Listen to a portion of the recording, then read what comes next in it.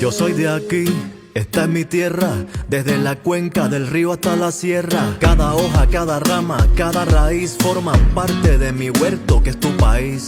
Yo soy de aquí, esta es mi raza, este techo de hoja de palma es mi casa. Esta laguna, este hormiguero, esta guatusa está ladrando su agujero.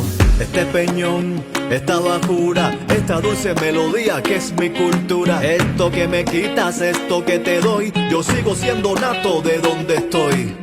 En la cascada que cae de la montaña, mis mujeres lavan y mis hijos se bañan. Estos sembradíos donde cultivo, es mi hogar, es en donde vivo.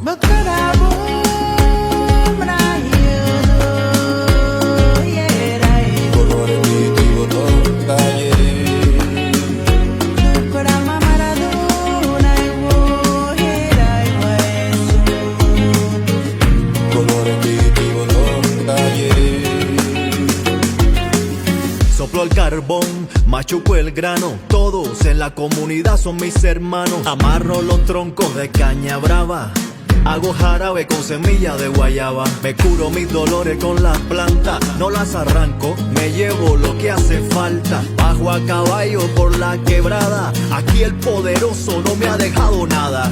Esta llanura, esta cordillera han sido testigos de mi vida entera. Esta selva oscura, esta noche grata que despierta en fuego con la fogata. Este altiplano que me quieres quitar, este mausoleo que quieres profanar, esta hamaca en la que me acuesto, todo esto que me dejaron mis ancestros.